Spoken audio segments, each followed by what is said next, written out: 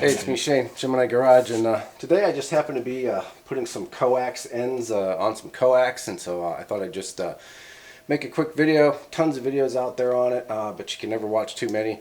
A lot of different techniques, and then there's different kinds of coax ends too. You've got the Amphenol kind, which a lot of people say are the best. These here are not that. They crimp on the base here for the shield, and then you solder the end on here. And I find, for outside up on an antenna, you want to use the best connector possible, but for the stuff inside you're using, hooked up to your meters and everything else, if you're using good coax, or if you're using lower power coax, which something like RG-400 or Mini 8X is, which is the examples I'm going to be doing today, I find these connectors are just fine for inside and hooked up to amplifiers and up to your meters and test equipment and all of that. So I'm going to use very minimal tools here. I'm pretty much going to strip the whole pieces of wire ready for the connector with a pocket knife. I'm going to use a crimping tool, of course, to crimp this, and then some small bolt cutters to actually cut pieces of the cable off.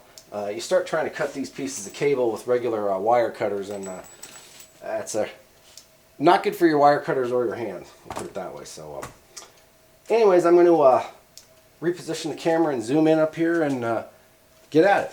Again, it's going to be putting an end on some RG-400 and some RG-8X. Okay, well, first things first, and it's a lot easier to try and cut a piece of coax like this with something like this or some large wire cutters than if you're trying to use something like this. So just an FYI, if you've got a lot of this to do, it's just a lot easier to use something bigger than trying to use that. So that's first thing there. So get some decent cutters, and so you can cut your cable good. Then the first thing you want to do, and you really don't want to forget to do this, is you want to cut your shrink wrap tubing and put that over.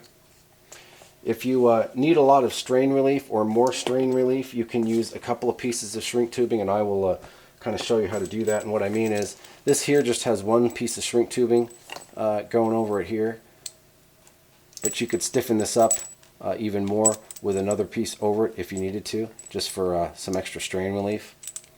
So like I said, I'll kind of show you how I'm doing that as I go along. For doing that, I will use two pieces.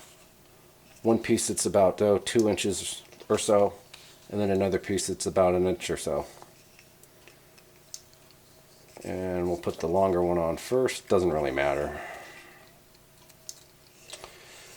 And then what you absolutely do not want to forget to do is to put your crimp collar over the wire before you start stripping it.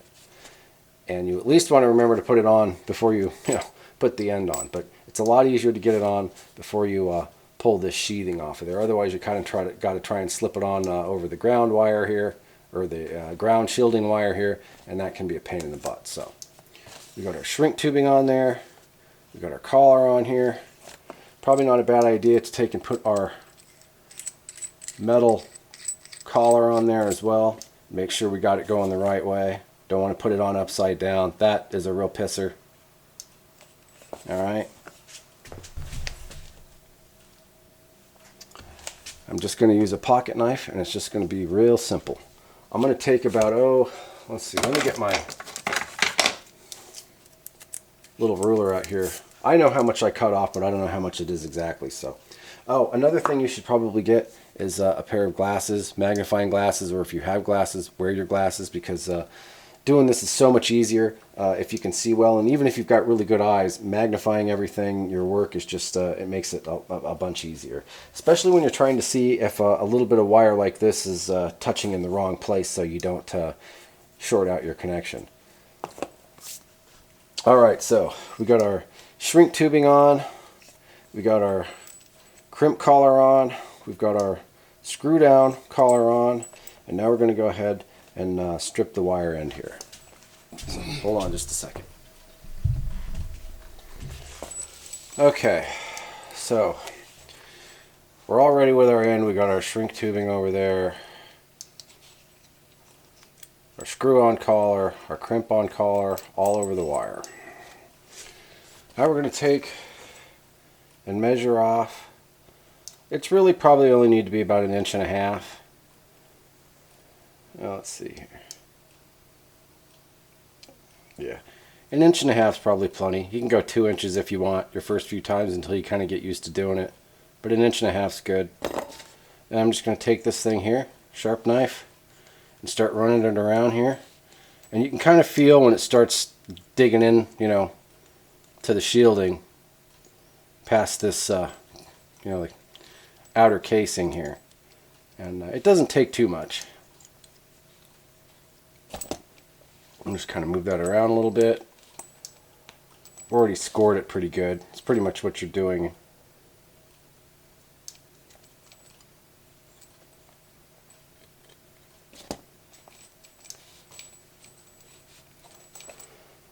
And there we go.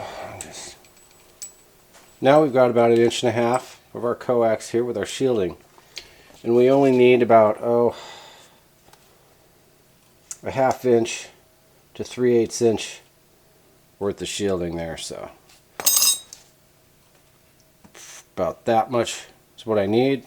This can all be cut off, but I just want to cut the shielding off. I don't want to cut through everything underneath there. So what I'm going to do is I'm going to find my 3/8 1/2 inch mark, and I'm just going to start sawing. I'm just going to start lightly kind of sawing my way around it, just like I did with the outer casing there. But I'm going to use more of a, that was more of a pushing and kind of a cutting action. This is more of a definite sawing action. And just kind of keep going around it like that. Don't put too much pressure in. You can kind of hear it and kind of feel it. It's kind of rough and kind of crusty. And by the way, you need to have a dedicated knife for doing this, or be at least prepared to sharpen your knife after doing this. This is a dedicated knife I use for doing this, so I'm constantly sharpening it. And you just go around it a few times like that. Now, depending on the coax, you try to do that to RG-400. You can do it, and you can do it with a knife, but it takes a lot more cutting. It takes some doing. At some point, you'll get to where you can kind of see some light at the end of the tunnel here, where the shielding starts looking like it's pretty much cut in two there. So you just kind of go around some spots where it looks like... now this is where you can use some wire cutters or some even smaller little wire nippers. You could sometimes use some scissors. There are some people that take in like a toothbrush and kind of debraid this whole thing and then kind of just cut around it. There's a gazillion different ways of doing it. I've just found this the best way to do it, and I've done it enough times where I kind of know how much to do it without cutting too much into that jacket that's underneath there. And that's what you don't want to do. You can cut a little bit into it because it's eventually going to have this thing slid over it. You just don't want to cut through it and end up having one of these tiny little wires touch it or something, because that'll wreck your day. So back to getting that off of there. So we're getting to the point now where we can probably just kind of nip some of this with these wire cutters here. These are not the sharpest. There, see, the whole thing just kind of came off. So now, right now is very important. You want to get any super long little kind of stray hairs you got, and that's scissors good for that. Again, don't use your mom's sewing scissors for these. So now we've got about 3/8 inch to 1/2 inch of our braid here, and we've scored this a little bit here, but we didn't cut all the way through it, so none of these wires are going to get in there, and it's not going to, it's not going to cause any problems. And that's okay if it's a little bit scored, just as long as it's not cut off, cut all the way through, or in any way damaging the center conductor in there. And again, this is a lot harder on the RG-400 because the center conductor in there is really, really small. So it's a lot easier to cut a couple of fibers off of that. This stuff, you can pretty much run your knife around it just like you did kind of scoring the outside of this jacket here without taking any off of these center conductor here, which well, I'll show you. So now we're going to want to take about you've got about 3/8 of an inch of your braid here, which you need for this. And then you need about another, right about here. So we're going to strip it from here up, and then we're going to have excess coming out, but we'll trim that off later. So it's kind of what we're going for there. Again, you will have to do this several times, but if you just keep getting the same kind of, figure out what kind of connectors you want to use, figure out what kind of PL259s and stuff you're going to use. And once you figure out which ones you want to use, then figure out kind of a couple different kinds of coax you're going to use, and then just keep practicing until you get it done the way you like it, and lots of practice. So here again, I'm just kind of going to saw and push a little bit, not much, just a little. I'm kind of going to do the same thing.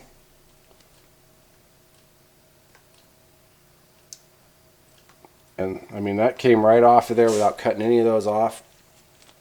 So this is reasonably decent for cheaper mini 8 style cable. This stuff's actually halfway decent for what it is. This stuff is like a foam. It's not like flame proof or melt proof or anything. It's not like the Teflon, the really super good stuff Teflon, but otherwise it's pretty good stuff.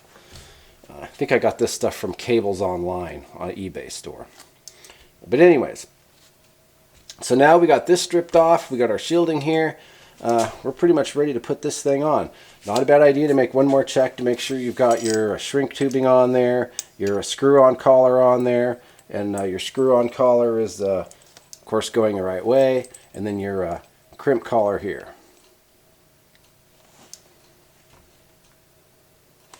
All right, just a second.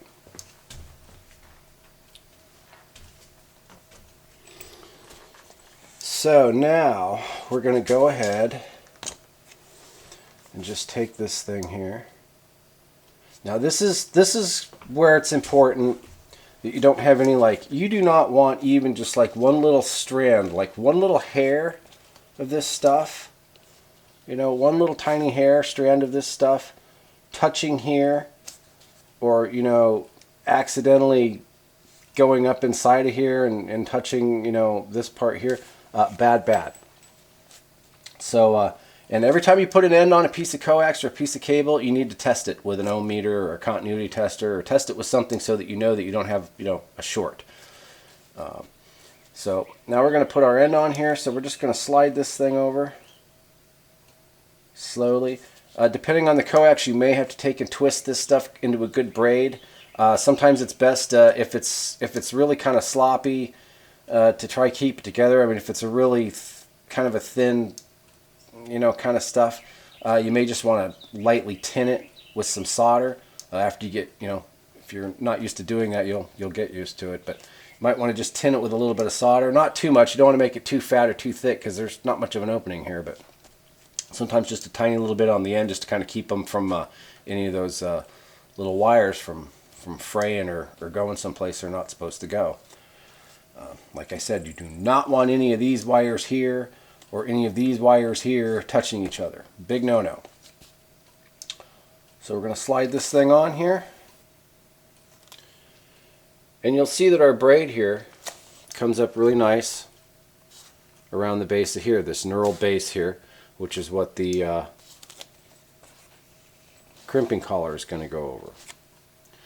So sometimes this slides right over, and other times you need to maybe take a pair of pliers or something and kind of hold this and kind of push it on. This one's going on pretty easy, but I'm going to grab some pliers and kind of demonstrate anyways what you might need to do. Sometimes it's just as simple as taking a pair of pliers and just kind of holding it right there on that crimping collar. And maybe just taking something with a little bit of weight and kind of pounding on that. What I do is I'll take something like this and I'll take this socket here and I'll put this socket over here and kind of smack it.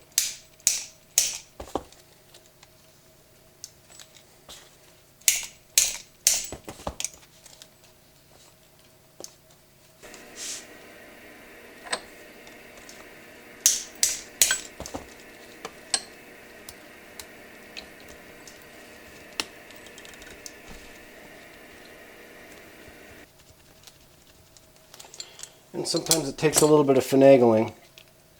You definitely don't want too much braid. If you end up with way too much braid wadded up, that makes it way more difficult. So, figure out exactly about how much braid your connector needs. And as I said, you may have to experiment. If you got Amphenol connectors, there's people that do, you can solder that whole braid, on the inside of there because you got plenty of room.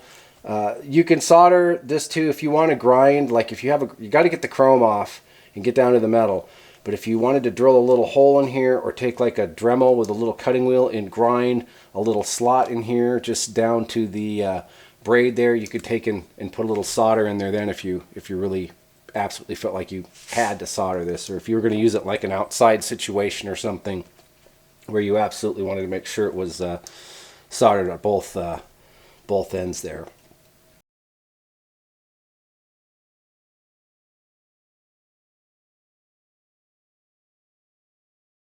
Flat spot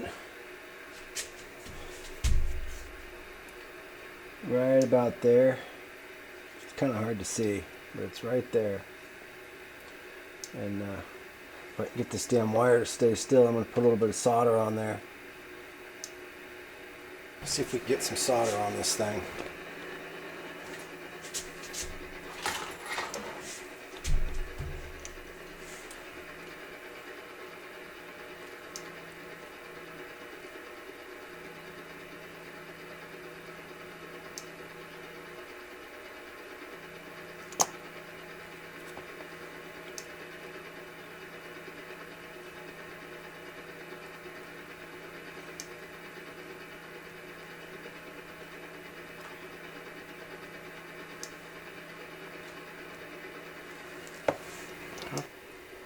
So yeah, I mean, it's not a massive weld on there, but it's a nice little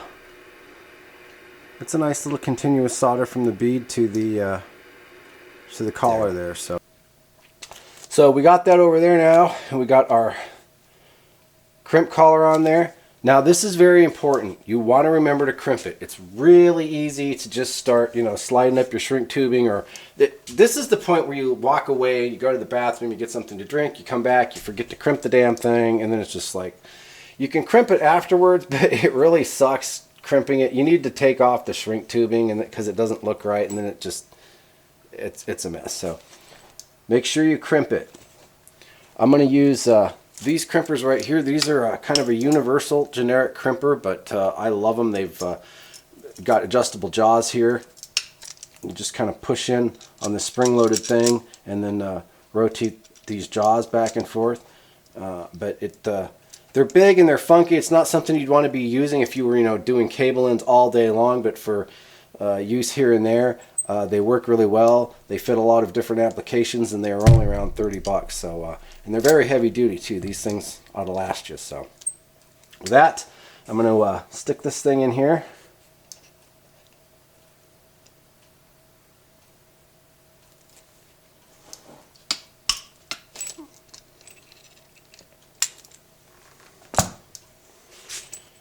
And now we got a nice hexagonal crimp there. And you may have to experiment with crimpers. Some crimpers work better than others. Some, if they're made for like I said, this will work on RG-400 and the Mini 8, but sometimes you get different sizes of coax, and even though the crimpers or the crimpers are supposed to work with them, sometimes they'll pinch it a little bit different than how you want. But these really nice hexagonal crimp on there. So now what we're going to do is I'm going to go ahead and bring up our shrink tubing here. You don't have to do this now. You can go ahead and trim this excess off and solder this on now if you want to, or you can put your shrink tubing on. I just go ahead and do the shrink tubing. So, okay, and if I didn't already mention it, having some magnifying glasses or your regular glasses, even if you've got good eyes, magnifying this kind of stuff really helps a lot. So I'm going to take my oh so dull wire cutters here and just cut this back here. Just trim it.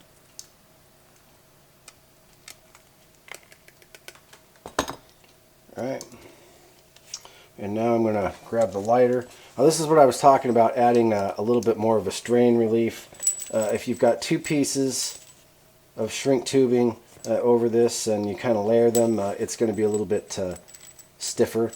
And instead of putting the strain, you know, right about here or here, it'll put it a little further down. So just an FYI, if you've, you know, like I said, have some kind of extreme situation with this thing where you want as much strain relief on here as possible. So we're going to go ahead and put our first piece of shrink tubing on here.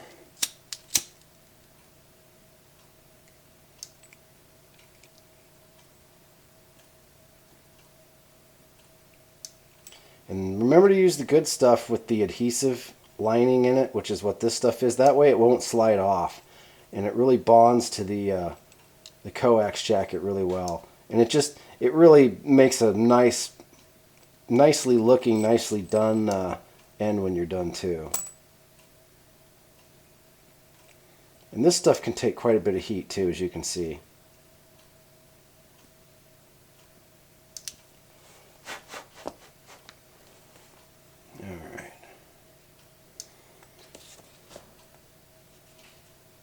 Just going to let that cool off for a second before I slide this other piece up. You got to be careful doing that. It's not too bad with a short piece like this, but you start trying to double up this coax and you don't let the one piece cool, then this one will start melting and stick into that one before you've got it where you want, and then it's... So now we're going to put our second piece over there. Just kind of heat it up. You can see how that's just going to kind of add to the stiffness, and of course you can also make this tubing, you know, if you want to make it longer, you know, whatever you need.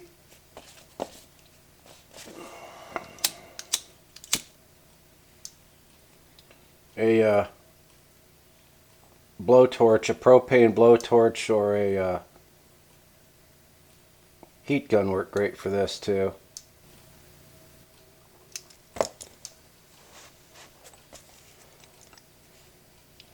And I'll let that cool for a minute. And while that's cooling, I'm going to plug in the old Pine 64 here and let it heat up. Alright, so now we're going to solder this end on here. I'm going to move the camera. I found it a lot easier to just kind of put this end in the vise or put it in something where the end, when you're soldering these, there's kind of a vacuum that occurs in here, and it has a tendency to suck the solder up in there. If you've ever sweated copper plumbing pipes together, it's kind of the same thing. So it's you don't want to really have it like this, because if you hold it like that, too much of it can get sucked up in there and that can cause some problems. So if you have it down at an angle like that, when it starts to kind of suck some of it up in there, you're less likely to have it go too far in there. So that's another reason why you kind of want to have the insulation at the right point. The closer the insulation is to sort of the stop, you know, the barrel that's in there for the center conductor, you know, the better fit and the closer that insulation is, the better, because you're less likely to get solder sucked up, you know, in here and onto your ground or onto your shield. So enough yabbering here. I'm going to relocate the camera here and show you what I got going on here. There's the vise. Just going to bring it over.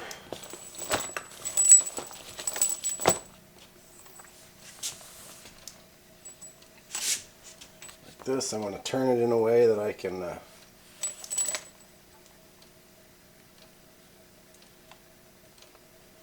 solder it how I want. You don't really have to tighten it down very much, just a tiny little bit. You don't have to tighten it at all if you just kind of twist your coax the right way. This is kind of twisted, kind of screwy here. But it's a video. These things happen. Okay, I'm going to throw on my glasses. This is a really good spot to throw on your glasses. I'm going to zoom in here and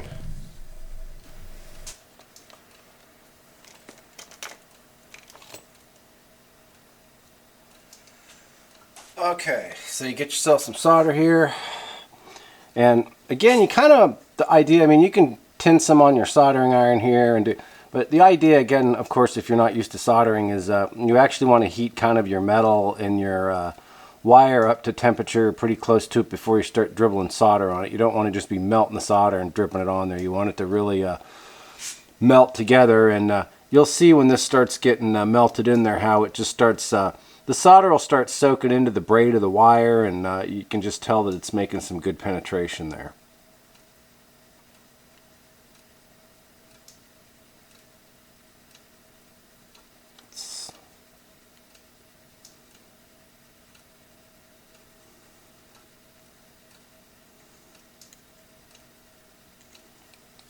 I can definitely suck some up in there. I mean, all that went somewhere, right?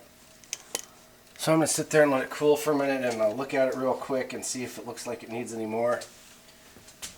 I usually try not to leave any holes. Usually these things are kind of not, you know, with trimming the wire off and all that kind of stuff, these end up kind of being kind of rough. So usually afterwards, I take them over to the bench grinder and I just touch it with the grinder and then hit it with the wire brush. You could do the same thing with just a flat file in a wire brush. Now let's see. It doesn't look like it's got any holes or it's porous at all. Looks pretty good. So yeah, I'm just gonna wait for that to cool off for a second. Yeah, this grinder is freaking ancient, but it still works. Okay, so that's what our end looks like there. And it doesn't look too bad. I mean, it looks pretty good. It's not overly, you know, crappy, but it's got a couple of little points on there, and it's, you know, you could probably, sometimes you get a little bit of splatter on there, you know, so we could probably clean that off just a little. So what I'll do is, if it's just hardly anything at all, I'll just hit it with a wire brush.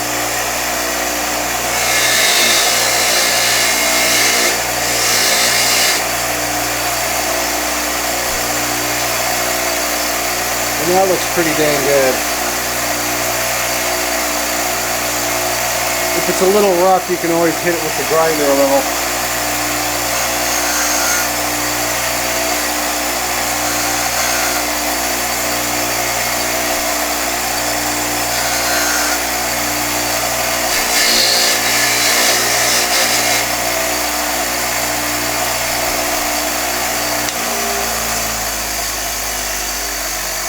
And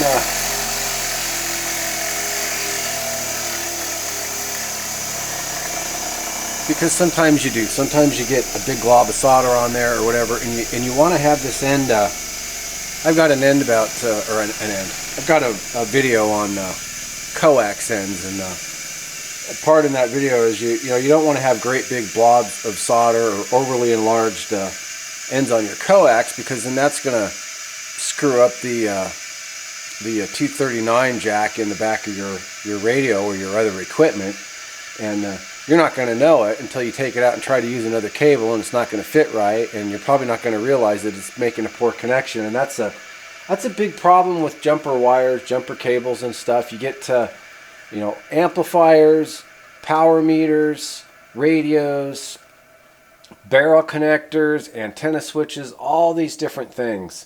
You know, that you put these things into, and if you get some that aren't right or a little enlarged, you know, you're going to have a bad fit, bad connection, and a lot of things, and not ever really know it. So check all of your ends to make sure they don't have big globs on it, and every once in a while look at the back of all of your equipment and make sure that these things fit properly. And if they don't, sometimes you can pry those little tangs you know, back in a little bit with something, or other times you know, you may have to just replace it. But make sure you check it, because it's kind of important, you know. It's your coax. You can kind of get a shot of this, how decent that looks after.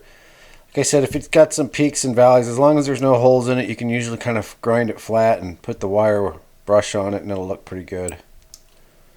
So you just don't want to, like I said, no matter how crappy it is, you just don't want it oversized with a bunch of globs on there that's going to enlarge your jack on the back of your equipment. Alright, well, we are pretty much done, I think, with this demonstration of the Mini 8 here. So now I'm just going to do a real quick demo on this. I'm probably not going to solder all this and do all this because it's the exact same procedure. I just want to show you how you can do this with a knife, but this is the RG-400. And the shielding on this, not so much the outer stuff, but the inner stuff is just a lot more, I think it's triple shielded or something. It's like cutting through 2 or 3 times of this regular stuff here. So it's impressive.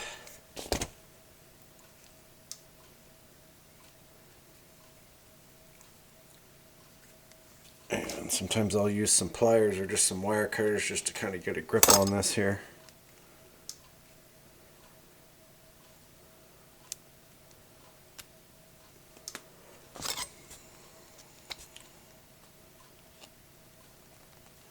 And this stuff here, if I got a stubborn piece like that, I'll cheat a little bit and use my automatic wire strippers here, and that usually makes short work of that.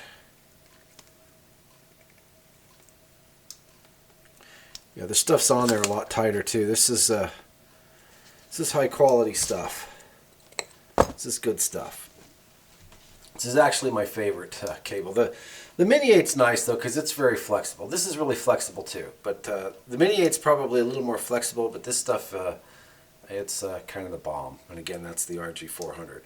So we look at this shielding on here, and look at that. Look at the shielding on that stuff. Pretty crazy. So yeah, it takes a little bit of doing to cut the shield down on this stuff. But nevertheless, I'm going to show you how I do it. Again, I only need the same amount, about 3/4 or 3/8 of an inch to 1/2 an inch. It's about 3/8 or so, right about there. Now, the thing you really don't want to do on this is cut through this insulation, because this is like a PTFE or a high, whatever insulation on there. It won't melt. PTFE, or I can't remember what the hell it is, something like that.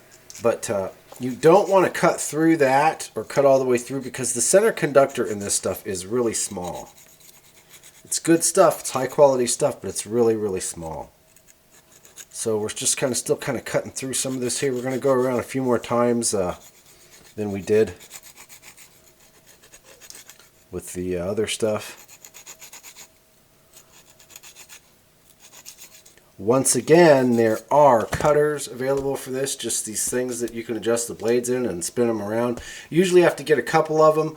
They advertise that you can do, one operation with one cutter, but I find usually you're going to need a couple of cutters just to get the blades dialed in exactly how you want them. So let's see where we are here. Okay, it looks like we've got quite a bit of this cut there. Now see, there's the first layer, I think, or maybe it's 2 layers. But you can see a layer that came off, and there's another layer on here, and it's almost ready to give up the ghost here. We'll just trim that with the trimmers here.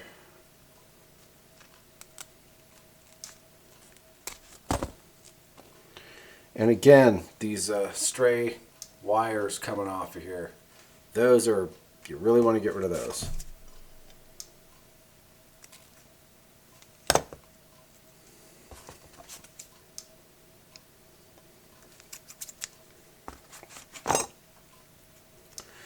Okay, and again, don't forget, I've only got a short piece here just for demonstration, but again, do not forget to put on your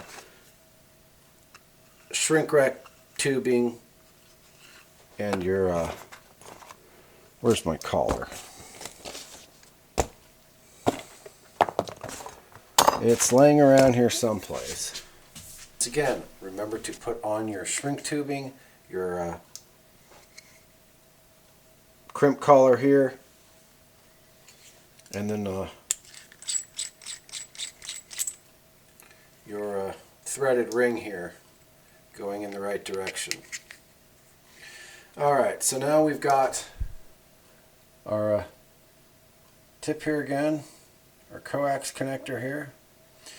And so now, once again, we need to strip about this much off of this wire.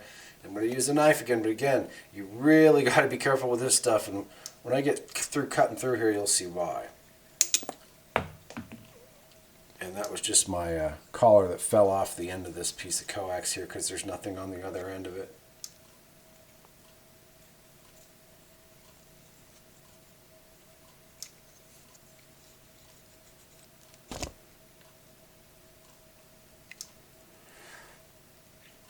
This is another spot here where I will use these auto stripping pliers here because they seem to work really good. Being stubborn today. Of course it would be for a video, right?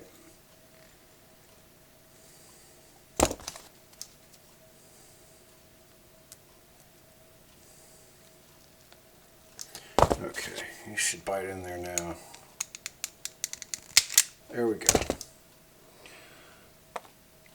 Okay, we managed to get that off of there without breaking any of these off. But see, there's only a few of them on there, and they're very, very fine.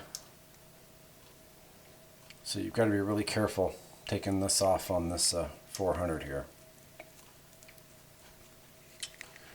So with that, we can go ahead and put our end on here. We'll loosen up this braid here a little bit. So we've got our collar slid up here. We've got this slid down in here. We're going to work this a little bit more to get this on there a little bit more. But then you just go ahead and do what we did before. Let me grab my pliers here. And my socket here that I used to kind of beat on this with a little bit.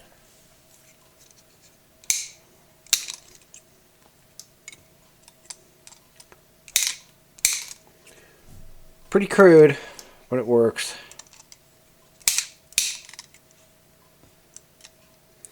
Also, what I will do sometimes is I will take these things and I will set it in the edge of the vise and just barely close the vise and hammer down on that. Let me whack on this a couple more times here.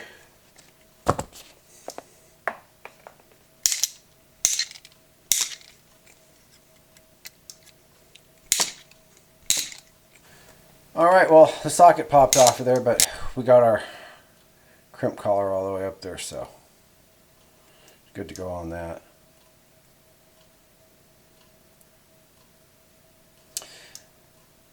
And so I'm actually going to crimp this thing.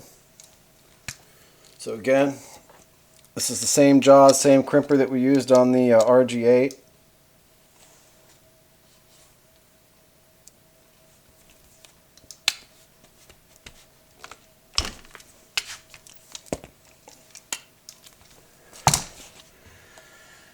And there we go. I'm going to go ahead and leave this end off of here, but at another time I may put another end on here and use this for some type of a jumper, or, you know, I guarantee you I'll use it for something. But I'm going to go ahead and, just like I said, remember to do is put my threaded collar up on here, cut a piece of shrink tubing to put on here. You should try and get your shrink tubing cut reasonably square too, because when you put it up against the connector here, it's a lot better if it's square than if it's, you know, cut at a 45-degree angle, if that makes any sense.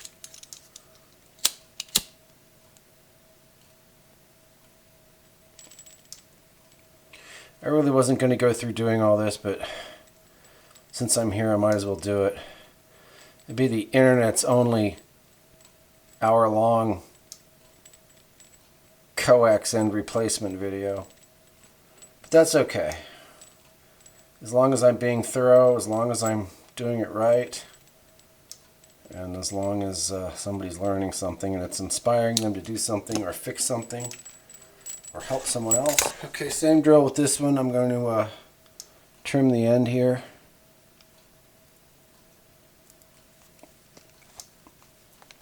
And I'm going to go and set this up in the vise so I can solder on it a little bit more easily. Alright.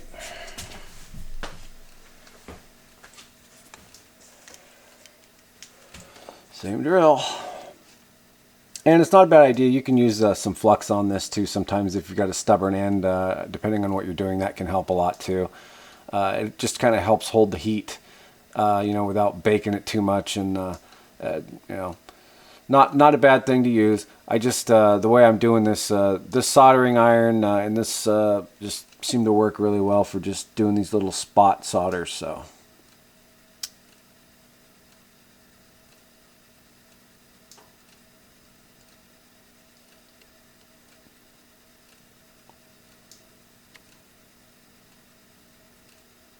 There we go.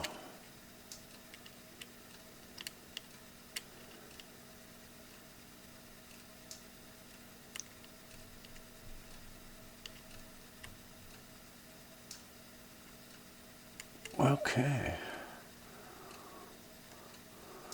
Had a little bit of a hole that kept popping up there that I needed to fill, but I think we're good to go. Alright, well, there you go. I got that cleaned up pretty good on the grinder. Just did the same thing I did before, just kind of hit it with the grinder and the wire wheel there. So, alright, well, world's longest Coax 259 video, but hey, that's okay.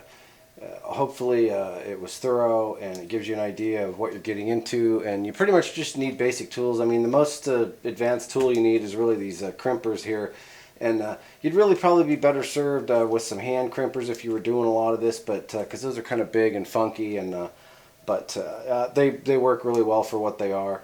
And as far as the crimpers go, you can get these ones that are just little hand ones, you know, that you basically just, you know, set this thing in and put it on there, and then you know, put another piece of metal over it and hit it with a hammer or squeeze it with some C-clamps. They make some pretty primitive stuff. If you absolutely did not have a crimper with this, you could put it in a vise and do it. You could probably use some spade connector crimpers, you know, like you can get, you know, for crimping on the spade connectors, the butt connectors, and the all those different things. One of those, couple places on here would probably crimp it on there. But these will work outside too, no problem there. So I just take and put them on there like this, and then put a little of that Temflex stuff on there, and no problem. Been on Mako V5000 for almost 2 years now, and so far so good. So. Alright, I'm going to wrap that up. Hope it was helpful. Hope it motivates you to learn how to put some ends on your coax. As I said before, just buy a bunch of ends, buy some different pieces of coax, get yourself some stuff together, and just start experimenting. There's a learning curve. After a while, you'll come up with your own way of doing it, and you'll know exactly how much you want to cut and how you want to do it. So, thanks again for watching, and if you think about it, click the like and subscribe, and till the next one. Shane, Gemini Garage.